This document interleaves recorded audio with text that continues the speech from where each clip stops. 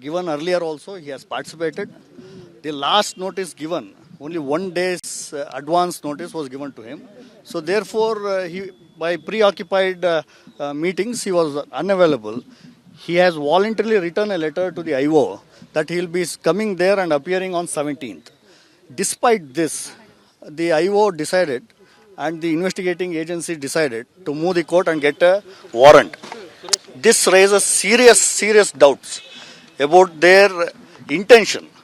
So therefore, we had pleaded all these points before the court. Since we have voluntarily said we are going to appear on 17th and they wanted to arrest us somehow, the court has now put a hold on that. There won't be any more coercive steps against B.S. Yediyurappa, keeping in mind he is a former chief minister.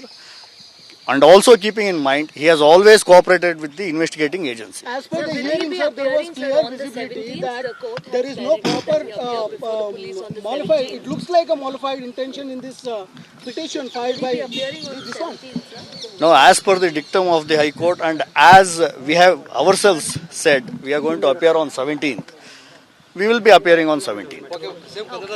Sir, as far as the argument is concerned, judge clearly said that it looks like a malified interest and somewhere it looks like the petitioner was not intentionally appearing. He is preoccupied. It looks like the case was booked on some of the merits which they wanted from their side. Do you feel that, sir? Now, we have brought to the notice of the court that the issue itself was as long as 2-3 months ago. And all along, he has cooperated with the investigation. What is so hurry that right now they want to arrest? Those substantial grounds were not made out for arrest at all. And this issue of taking a warrant from the court raised serious doubts about their intention. So therefore, the liberty of Mr. Yediyurappa is today protected. No coercive action has been ordered.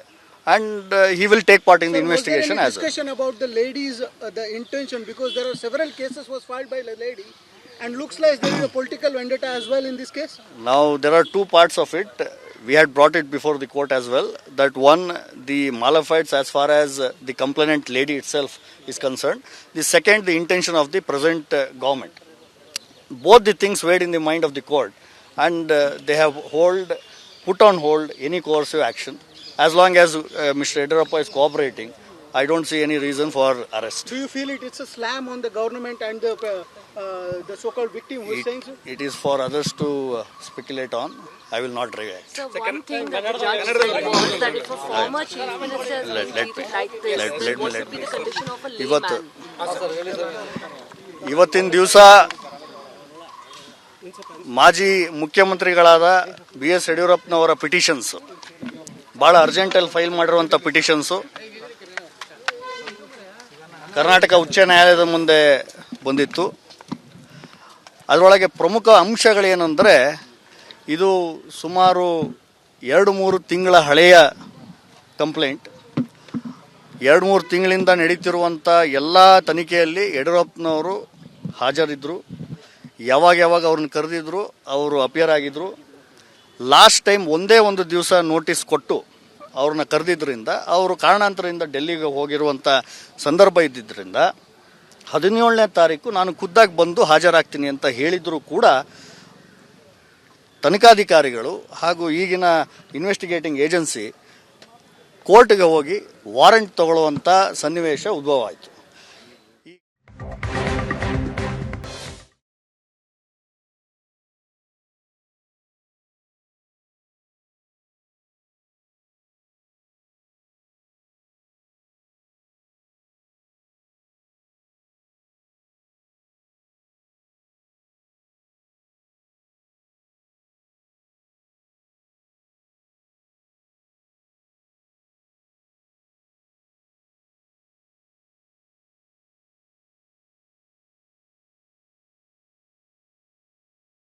ಇವತ್ತು ಹೈಕೋರ್ಟ್ನವರು ಯಡಿಯೂರಪ್ಪನವರು ಮಾಜಿ ಮುಖ್ಯಮಂತ್ರಿಗಳಿದ್ದವರು, ಯಡಿಯೂರಪ್ಪನವರು ಇವರು ಕರೆದಾಗ ಸಹಕಾರ ಕೊಟ್ಟಿರುವಂಥವ್ರು.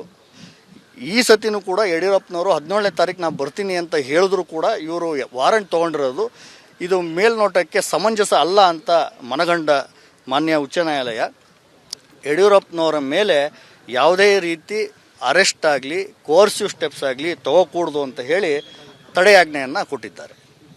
ಮುಂದಿನ ಪ್ರಕ್ರಿಯೆ ತನಿಖೆಯಲ್ಲಿ ಯಾವ್ಯಾವ ಪ್ರಕ್ರಿಯೆ ಇರುತ್ತೋ ಅದಕ್ಕೆಲ್ಲ ಪಾಲ್ಗೊಳ್ಬೇಕು ಅಂತ ಹೇಳಿದ್ದಾರೆ. ನಾವು ಪಾಲ್ಗೊಳ್ತಾ ಇದ್ದೀವಿ. ನಮ್ಮ ಅರ್ಜಿಯಲ್ಲಿ ನಾವು ಇದು ರಾಜಕೀಯ ಪ್ರೇರೇಪಿತವಾದಂಥ ಒಂದು ತನಿಖೆ ನಡೀತಾ ಇದೆ ಅಂತ ನಾವು ಹೇಳಿದ್ವಿ. ಇದನ್ನೆಲ್ಲ ಇದರ ಬ್ಯಾಕ್ಗ್ರೌಂಡ್ ಎಲ್ಲ ಇದ್ದಿದ್ದರಿಂದ ಅವರು ಇವತ್ತು ತಡೆಯಾಜ್ಞೆಯನ್ನು ಕೊಟ್ಟಿದ್ದಾರೆ ಅಂತ ನಮ್ಮ ಭಾವನೆ. ಇದು ಕೇಸ್ ನೋಡೋಣ, ಮುಂದೆ ಉಚ್ಚ ನ್ಯಾಯಾಲಯ ಎಲ್ಲಿವರೆಗೂ ನಮ್ಮ ಕೇಸ್ ನಡೆಯುತ್ತೋ ಅಲ್ಲಿ ತನಕ ಇರ್ಬೋದು ಅಂತ ಅನ್ಸುತ್ತೆ. ಕನ್ಫರ್ಮ್ ಯಡಿಯೂರಪ್ಪನವರು 17ನೇ ತಾರೀಕಿಗೆ ಬರ್ತಾರಾ? 17ನೇ ತಾರೀಕು ಬರ್ತೀನಿ ಅಂತ ಅವರೇ ಬರ್ಕೊಟ್ಟಿರೋದ್ರಿಂದ ಬರ್ತಾರೆ.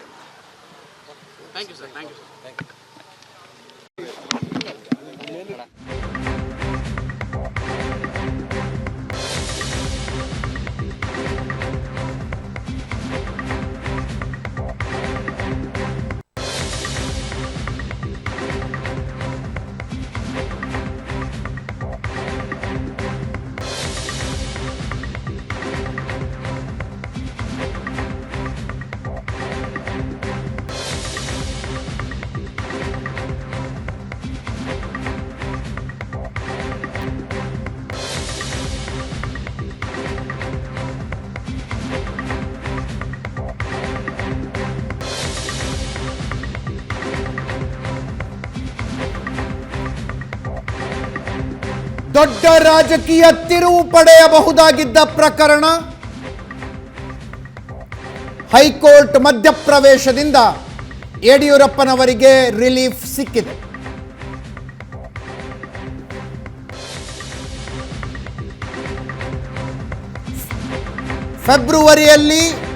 ಫೆಬ್ರವರಿ 2ನೇ ತಾರೀಕು ನಡೆದಿದೆ ಎನ್ನಲಾದ ಘಟನೆಯ ಬಗ್ಗೆ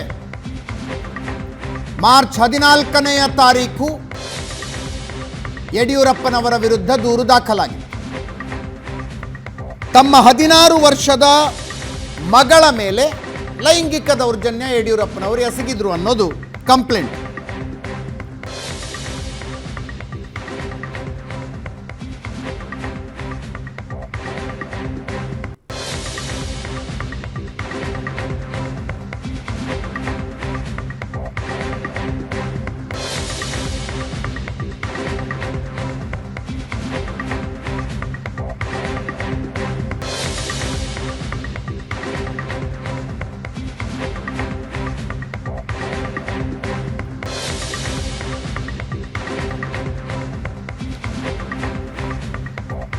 ಎರಡೂ ಕಡೆಯ ವಾದ ಪ್ರತಿವಾದಗಳನ್ನು ಕೇಳಿದ ನ್ಯಾಯಾಲಯ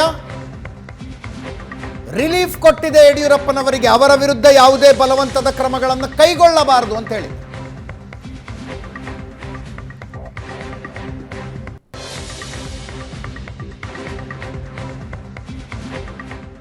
ಇವತ್ತಿನ ದಿವಸ ಮಾಜಿ ಮುಖ್ಯಮಂತ್ರಿಗಳಾದ BS ಯಡಿಯೂರಪ್ಪನವರ ಪಿಟಿಷನ್ಸ್ ಭಾಳ ಅರ್ಜೆಂಟಲ್ಲಿ ಫೈಲ್ ಮಾಡಿರುವಂಥ ಪಿಟಿಷನ್ಸು ಕರ್ನಾಟಕ ಉಚ್ಚ ನ್ಯಾಯಾಲಯದ ಮುಂದೆ ಬಂದಿತ್ತು. ಅದರೊಳಗೆ ಪ್ರಮುಖ ಅಂಶಗಳೇನೆಂದರೆ, ಇದು ಸುಮಾರು 2-3 ತಿಂಗಳ ಹಳೆಯ ಕಂಪ್ಲೇಂಟ್. 2-3 ತಿಂಗಳಿಂದ ನಡೀತಿರುವಂಥ ಎಲ್ಲ ತನಿಖೆಯಲ್ಲಿ ಯಡಿಯೂರಪ್ಪನವರು ಹಾಜರಿದ್ದರು. ಯಾವಾಗ ಅವ್ರನ್ನ ಕರೆದಿದ್ರು ಅವರು ಅಪಿಯರ್ ಆಗಿದ್ದರು. ಲಾಸ್ಟ್ ಟೈಮ್ ಒಂದೇ ಒಂದು ದಿವಸ ನೋಟಿಸ್ ಕೊಟ್ಟು ಅವ್ರನ್ನ ಕರೆದಿದ್ದರಿಂದ ಅವರು ಕಾರಣಾಂತರದಿಂದ ಡೆಲ್ಲಿಗೆ ಹೋಗಿರುವಂಥ ಸಂದರ್ಭ ಇದ್ದಿದ್ದರಿಂದ 17ನೇ ತಾರೀಕು ನಾನು ಖುದ್ದಾಗಿ ಬಂದು ಹಾಜರಾಗ್ತೀನಿ ಅಂತ ಹೇಳಿದರೂ ಕೂಡ ತನಿಖಾಧಿಕಾರಿಗಳು ಹಾಗೂ ಈಗಿನ ಇನ್ವೆಸ್ಟಿಗೇಟಿಂಗ್ ಏಜೆನ್ಸಿ ಕೋರ್ಟ್ಗೆ ಹೋಗಿ ವಾರೆಂಟ್ ತಗೊಳ್ಳುವಂಥ ಸನ್ನಿವೇಶ ಉದ್ಭವ ಆಯಿತು. ಈ ಸಹಕಾರ ಮಾಡುವಂಥ ಪ್ರಕ್ರಿಯೆ ಇದ್ದಾಗೂ ಕೂಡ ಇವರು ವಾರೆಂಟ್ ತೊಗೊತಾರೆ ಅಂದರೆ ಇದರ ಹಿಂದೆ ಏನೋ ಬೇರೆ ಇಂಟೆನ್ಷನ್ ಇರ್ಬೋದು ಅಂತ ಮೇಲ್ನೋಟಕ್ಕೆ ಕಾಣ್ತಾ ಇತ್ತು. ಅದರ ಹಿಂದೆ ರಾಜಕೀಯ ಇರ್ಬೋದು, ಮತ್ತೊಂದಿರ್ಬೋದು. ತನಿಖಾಧಿಕಾರಿಗಳು ಇಲ್ಲಿವರೆಗೂ ಇದು ಎಲ್ಲರ ಸ್ಟೇಟ್ಮೆಂಟನ್ನು ನೋಡಿ ಈ ಕೇಸು ಬಿ ರಿಪೋರ್ಟ್ ಹೋಗುವಂಥ ಕೇಸ್ ಇದ್ದರೂ ಕೂಡ ಅಚಾನಕ್ಕಾಗಿ ಇದು ವಾರೆಂಟ್ ಆಗಬೇಕು, ಇದರಲ್ಲಿ ನಾವು ಅವ್ರ ಕಸ್ಟಡಿ ತಗೋಬೇಕು ಅಂತ ಈ ಥರ ಎಲ್ಲ ಮಾಡಿದ್ರಿಂದ ನಾವು ಇವೆಲ್ಲ ಗ್ರೌಂಡ್ಸನ್ನು ಇಟ್ಕೊಂಡು ನಾವು ಹೈಕೋರ್ಟ್ ಮುಂದೆ ಹಾಜರಾದ್ವಿ. ಇವತ್ತು ಹೈಕೋರ್ಟ್ನವರು ಯಡಿಯೂರಪ್ಪನವರು ಮಾಜಿ ಮುಖ್ಯಮಂತ್ರಿಗಳಿದ್ದವರು, ಯಡಿಯೂರಪ್ಪನವರು ಇವರು ಕರೆದಾಗ ಸಹಕಾರ ಕೊಟ್ಟಿರುವಂಥವ್ರು, ಈ ಸತಿನೂ ಕೂಡ ಯಡಿಯೂರಪ್ಪನವರು 17ನೇ ತಾರೀಕು ನಾನು ಬರ್ತೀನಿ ಅಂತ ಹೇಳಿದ್ರು ಕೂಡ ಇವರು ವಾರಂಟ್ ತೊಗೊಂಡಿರೋದು ಇದು ಮೇಲ್ನೋಟಕ್ಕೆ ಸಮಂಜಸ ಅಲ್ಲ ಅಂತ ಮನಗಂಡ ಮಾನ್ಯ ಉಚ್ಚ ನ್ಯಾಯಾಲಯ ಯಡಿಯೂರಪ್ಪನವರ ಮೇಲೆ ಯಾವುದೇ ರೀತಿ ಅರೆಸ್ಟ್ ಆಗಲಿ ಕೋರ್ಸಿವ್ ಸ್ಟೆಪ್ಸ್ ಆಗಲಿ ತಗೋಕೂಡ್ದು ಅಂತ ಹೇಳಿ ತಡೆಯಾಜ್ಞೆಯನ್ನು ಕೊಟ್ಟಿದ್ದಾರೆ. ಮುಂದಿನ ಪ್ರಕ್ರಿಯೆ ತನಿಖೆಯಲ್ಲಿ ಯಾವ್ಯಾವ ಪ್ರಕ್ರಿಯೆ ಇರುತ್ತೋ ಅದಕ್ಕೆಲ್ಲ ಪಾಲ್ಗೊಳ್ಬೇಕು ಅಂತ ಹೇಳಿದ್ದಾರೆ. ನಾವು ಪಾಲ್ಗೊಳ್ತಾ ಇದ್ದೀವಿ. ನಮ್ಮ ಅರ್ಜಿಯಲ್ಲಿ ನಾವು ಇದು ರಾಜಕೀಯ ಪ್ರೇರೇಪಿತವಾದಂಥ ಒಂದು ತನಿಖೆ ನಡೀತಾ ಇದೆ ಅಂತ ನಾವು ಹೇಳಿದ್ವಿ. ಇದನ್ನೆಲ್ಲ ಇದರ ಬ್ಯಾಕ್ಗ್ರೌಂಡ್ ಎಲ್ಲ ಇದ್ದಿದ್ದರಿಂದ ಅವರು ಇವತ್ತು ತಡೆಯಾಜ್ಞೆಯನ್ನು ಕೊಟ್ಟಿದ್ದಾರೆ. ಇವತ್ತಿನ ದಿವಸ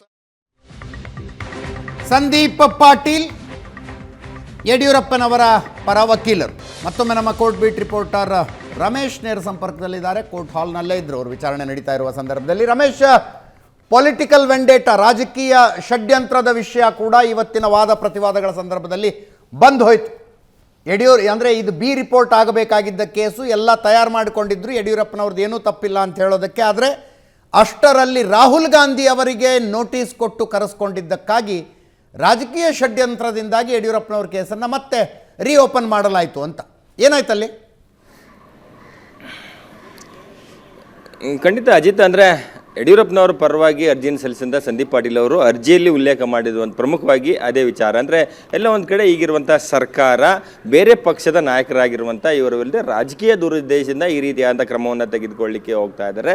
ಇದರಲ್ಲಿ ಏನೂ ಇಲ್ಲ, ಹಾಗಾಗಿ ಅವರ ಬಂಧನದಿಂದ ಅವರಿಗೆ ಮುಕ್ತಿ ಬೇಕು, ಹಾಗಾಗಿ ನಿರೀಕ್ಷಣಾ ಜಾಮೀನನ್ನು ಕೊಡಬೇಕು ಅನ್ನುವಂಥ ಅರ್ಜಿಯನ್ನು ಸಲ್ಲಿಸಿದ್ರು. ಅದಕ್ಕೆ ಸಂಬಂಧಪಟ್ಟಂತೆ ಇಡೀ ಕೇಸ್ನ day by day, minute to minute ಏನಂತಾರೆ ಆ ಥರದ ಎಲ್ಲ ರೀತಿಯಾದಂಥ ಒಂದು ಅಂಶವನ್ನು ಅಲ್ಲಿ ಉಲ್ಲೇಖವನ್ನು ಮಾಡಲಾಗಿತ್ತು. ಇವತ್ತು ಯಡಿಯೂರಪ್ಪನ ಪರವಾಗಿ ಬಂದದ್ದಂಥ ಹಿರಿಯ ವಕೀಲರಂತ ಸಿ ವಿ ನಾಗೇಶ್ ಅವರು ಪ್ರಮುಖವಾಗಿ ವಾದ ಮಾಡಲಿಕ್ಕೆ ಹೊರಟಾಗಿದ್ದು, ಒಂದು ಸಾಕ್ಷಿಗಳು ಇಲ್ಲ, ಕೇವಲ ಇಲ್ಲೊಂದು ಕಡೆ ದುರುದ್ದೇಶದ ಪ್ರಕರಣ ಅನ್ನುವಂಥದ್ದು ಒಂದು ಕಡೆ ಆದರೆ, ಮತ್ತೊಂದು ಇದು ರಾಜಕೀಯವಾಗಿ ದುರುದ್ದೇಶದ ಪ್ರಕರಣ ಆಗಿರುವಂಥದ್ದು. ಅದರಲ್ಲೂ ವಿಶೇಷವಾಗಿ ಜೂನ್ 1ನೇ ತಾರೀಕು ಅಂದರೆ ಮ್ಯಾಜಿಸ್ಟ್ರೇಟ್ ಮುಂದೆ CM DCM ಅವರು ಹಾಜರಾಗ್ತಾರೆ. ಅದಾದ ನಂತರ ಅವತ್ತು ರಾಹುಲ್ ಗಾಂಧಿ ಅವರು ಬರಲೇಬೇಕು ಅಂತೇಳಿ ಕೋರ್ಟ್ ತಾಕೀತನ್ನು ಮಾಡುತ್ತೆ. ಅದಾದ ನಂತರ 7ನೇ ತಾರೀಕು ಬರ್ತಾರೆ. ಅದಾದ ನಂತರ ನಡೆದಂಥ ಬೆಳವಣಿಗೆಗಳನ್ನು ನೋಡ್ತಾ ಹೋದರೆ ಇಲ್ಲೊಂದು ಕಡೆ ರಾಜಕೀಯವಾಗಿ ದುರುದ್ದೇಶದಿಂದ ಈ ರೀತಿಯಾದ ಒಬ್ಬ ಮಾಜಿ CM ಅವ್ರನ್ನ ಈ ರೀತಿ ಅಂದರೆ ಅರೆಸ್ಟ್ ಮಾಡಲೇಬೇಕು ಅಂತ ನಿರ್ಧಾರಕ್ಕೆ, ಶತಾಯಗತಾಯ ಅರೆಸ್ಟ್ ಮಾಡಲೇಬೇಕು ಅಂತ ನಿರ್ಧಾರಕ್ಕೆ ಬಂದಂತೆ ಕಾಣ್ತಿದೆ ಅನ್ನುವಂಥ ನಿಟ್ಟಿನಲ್ಲಿ ಉಲ್ಲೇಖವನ್ನು ಮಾಡ್ತಾರೆ. ಆ ಸಂದರ್ಭದಲ್ಲಿ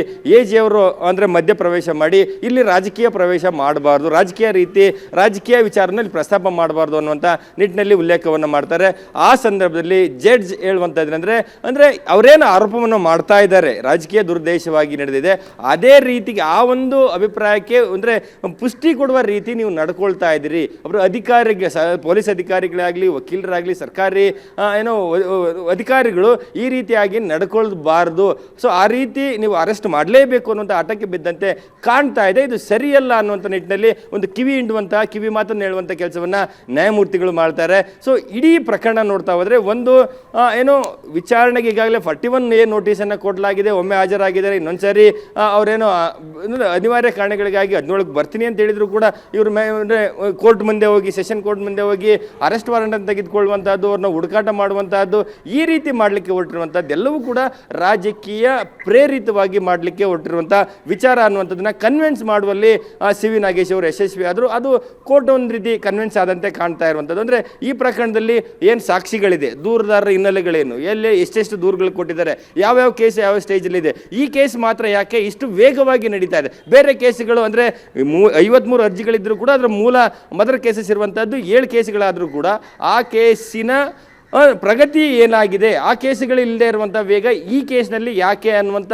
ಒಂದು ವಿಚಾರಕ್ಕೆ ಎಲ್ಲ ಒಂದು ಕಡೆ ಸರ್ಕಾರಿ ಪರ ವಕೀಲರು AG ಸರಿಯಾದಂಥ ರೀತಿ ಉತ್ತರವನ್ನು ಕೊಡಲಿಲ್ಲ. ಅದು ವಿಚಾರಣೆ ನಡೀತಿದೆ, ಅಂಡರ್ ಇನ್ವೆಸ್ಟಿಗೇಷನ್ ಅನ್ನುವಂಥದ್ದು, ಅದನ್ನು ಕೇಳಿ ಹೇಳ್ತೀವಿ ಅನ್ನುವಂಥದ್ದು. ಸೊ ಆ ರೀತಿ ಆ ಬೇರೆ ಪ್ರಕರಣಗಳಲ್ಲಿ ಮತ್ತು ಸರ್ಕಾರಿ IPS ಅಧಿಕಾರಿಗಳ ವಿರುದ್ಧ ಇರುವಂಥ ಪ್ರಕರಣಗಳಲ್ಲಿ ಆ ರೀತಿಯ ಧೋರಣೆ ಇರುವಂಥದ್ದಾದರೆ ಈ ಪ್ರಕರಣದಲ್ಲಿ ಯಾಕೆ ನೀವು ಇಷ್ಟು ಹಿಂದೆ ಬಿದ್ದು ಪ್ರಕರಣ ತೆಗೆದುಕೊಳ್ಳಿಕ್ಕೆ ಹೋಗ್ತಾ ಇರುವಂಥದ್ದೇನಿದೆ ಅದೆಲ್ಲ ಒಂದು ಕಡೆ ರಾಜಕೀಯ ದುರುದ್ದೇಶ ಅನ್ನುವಂಥ ಆರೋಪವನ್ನೇನು ಅರ್ಜಿದಾರರು ಮಾಡ್ತಿದ್ದಾರೆ ಅದಕ್ಕೆ ಪುಷ್ಟಿ ಕೊಡುವಂತೆ ಇರುವಂಥದ್ದು. ಹಾಗಾಗಿ ಎಲ್ಲ ಒಂದು ಕಡೆ ಅಧಿಕಾರಿಗಳು ಪೊಲಿಟಿಕಲ್ ಮಾಸ್ಟರ್ಗಳ ರೀತಿ ವರ್ತನೆ ಮಾಡಬಾರ್ದು ಅನ್ನುವಂಥ ಅಭಿಪ್ರಾಯವನ್ನು ವ್ಯಕ್ತಪಡಿಸಲಾಯಿತು. ಹಾಗಾಗಿ ಅಂತಿಮವಾಗಿ ಇಡೀ ಕೇಸಿನ ಒಂದು ಚಿತ್ರಣ ಸಿಕ್ಕ ನಂತರ ಒಂದು ವಿಚಾರಣೆಗೆ ಹಾಜರಾಗ್ತೀರಲ್ವಾ, ನೀವು ಹಾಜರಾಗ್ತೀರಾ 17ಕ್ಕೆ ಅನ್ನುವಂಥ ವಿಚಾರವನ್ನು ಕನ್ಫರ್ಮ್ ಮಾಡ್ಕೋತಾರೆ. ಹೌದು, ನಾವು ಹಾಜರಾಗ್ತೇವೆ ಅನ್ನುವಂಥ ಒಂದು ಹೇಳಿಕೆಯನ್ನು ಕೊಟ್ಟ ನಂತರ ಅವರು ವಿಚಾರಣೆಗೆ ಬರ್ತಾರೆ. ವಿಚಾರಣೆ ನಡೀಲಿ, ಆದರೆ ಒತ್ತಾಯದ ಕ್ರಮ ಆಗಬಾರ್ದು ಅನ್ನುವಂಥದ್ದು. ಒತ್ತಾಯದ ಕ್ರಮ ಆಗಬಾರ್ದು ಅಂದರೆ ಅವ್ರನ್ನ ಬಂಧಿಸಬಾರ್ದು ಅನ್ನುವಂಥ ಒಂದು ಲೀಗಲ್ ಪ್ರೊಟೆಕ್ಷನ್ ಕೊಡುವ ಮೂಲಕ ವಿಚಾರಣೆಯನ್ನು ಮುಂದುವರಿಸ್ತಾರೆ. ಆ legal protection up to till next date of hearing ಅನ್ನುವಂಥದ್ದು. ಹಾಗಾಗಿ ಮುಂದಿನ ವಿಚಾರಣೆಯನ್ನು 2 ವಾರಗಳ ಕಾಲ ಮುಂದೂಡಿಕೆಯನ್ನು ಮಾಡಿರುವಂಥದ್ದು. 2 ವಾರಗಳ ಕಾಲ ಅಂದರೆ MLA MP ಕೋರ್ಟ್ ವಿಶೇಷವಾದಂಥ ಬೆಂಚ್ ಆಗಿರೋದ್ರಿಂದ ಸಾಮಾನ್ಯವಾಗಿ ಶುಕ್ರವಾರ ಬರುತ್ತೆ. ಹಾಗಾಗಿ ಇವತ್ತು 14ನೇ ತಾರೀಕು, 28ನೇ ತಾರೀಕು ಈ ಒಂದು ಅರ್ಜಿ ವಿಚಾರಣೆ ಬರುವಂಥ ಸಾಧ್ಯತೆಗಳಿರುವಂಥದ್ದು. ಆಗ 28ನೇ ತಾರೀಕುವರೆಗೂ ಕೂಡ ಯಡಿಯೂರಪ್ಪನವರಿಗೆ ಈ ಪ್ರಕರಣದಲ್ಲಿ ಬಂಧನದಿಂದ ಒಂದು ರಿಲೀಫ್ ಸಿಕ್ಕಿದೆ, ರಕ್ಷಣೆ ಸಿಕ್ಕಿರುವಂಥದ್ದು. ಹಾಗಾಗಿ ಅಷ್ಟರ ಒಳಗಾಗಿ CID ಅಧಿಕಾರಿಗಳು ಎಷ್ಟು ಬಾರಿ ವಿಚಾರಣೆಗೆ ಕರೆದ್ರು ಕೂಡ ಅಷ್ಟು ಬಾರಿ ವಿಚಾರಣೆಗೆ ಹೋಗಿ ಅವರು ವಿಚಾರಣೆಗೆ ಸಹಕರಿಸಬಹುದು. ಆದರೆ ವಿಚಾರಣೆಗೆ ಒಂದ ಸಂದರ್ಭದಲ್ಲಿ ಅಧಿಕಾರಿಗಳು ಕಸ್ಟೋಡಿಯಲ್ ಇಂಟ್ರಾಗೇಷನ್ ಅನ್ನುವಂಥ ಒಂದು ನೆಪದಲ್ಲಿ ಅವರಿಗೆ ಯಾವುದೇ ರೀತಿಯಾದಂಥ ಅವ್ರ ವಿರುದ್ಧದ ಕ್ರಮವನ್ನು ತೆಗೆದುಕೊಳ್ಳಿಕ್ಕೆ ಅವಕಾಶ ಅಂದರೆ ಮಾಡಂಗಿಲ್ಲ ಅನ್ನುವಂಥದ್ದು ಇವತ್ತಿನ ಹೈಕೋರ್ಟ್ನ ಇಡೀ ಆದೇಶದ ಸಾರಾಂಶ. ಅಜಿತ್, ಇದು ಕ್ವಾಶ್ ಹಾಕೊಂಡಿದ್ರಲ್ಲ ಆ ಅಪ್ಲಿಕೇಶನ್ ಹಿಯರಿಂಗ್ ತಾನೇ ಇದು? ನೀರು ಕುಡಿ, ಒಂದೇ ಕ್ರೈಮ್ ನಂಬರ್ನ 3 ಅರ್ಜಿಗಳಿಂದ Yes. ಮೂರು ಅರ್ಜಿಗಳನ್ನು ಕ್ಲಬ್ ಮಾಡಿ ಇದರಲ್ಲಿ ವಿಚಾರಣೆ ಮಾಡಲಾಯಿತು ಅನ್ನುವಂಥದ್ದು. ಅಂದರೆ ಅದರಲ್ಲಿ ಏಕೆಂದರೆ ಇದೇ ಪ್ರಕರಣದಲ್ಲಿ ಅರ್ಜಿದಾರರು ಒಬ್ಬರೇ ಇದ್ದು ಒಂದು ಆಂಟಿಸಿಪೇಟರಿ ಬೇಕು ಅಂತ ಹಾಕ್ತಾರೆ, ಮತ್ತೊಂದು ಕಡೆ ಪ್ರಕರಣ ರದ್ದು ಹಾಕಬೇಕು ಅಂತಾರೆ, ಅವರ ವಿರುದ್ಧ ಕ್ರಮ ಮಾಡಬೇಕು ಅಂತ ಅರ್ಜಿಯನ್ನು ಹಾಕ್ತಾರೆ. ಸೊ ಹಾಗಾಗಿ 3 ಅರ್ಜಿಗಳನ್ನು ಕ್ಲಬ್ ಮಾಡಿ ವಿಚಾರಣೆಗೆ ತೆಗೆದುಕೊಳ್ಳಾಯಿತು. 3 ಅರ್ಜಿಗಳು ಕೂಡ 2 ವಾರಗಳ ನಂತರ ವಿಚಾರಣೆಗೆ ಬರ್ತವೆ. Ajit, yes, thank you so much Ramesh, ನಿಮ್ಮ ಎಲ್ಲ ಮಾಹಿತಿ.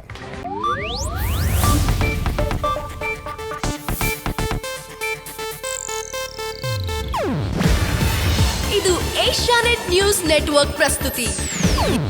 ನೀವು ನೋಡ್ತಿದ್ದೀರಾ ಏಷ್ಯಾನೆಟ್ ಸುವರ್ಣ ನ್ಯೂಸ್.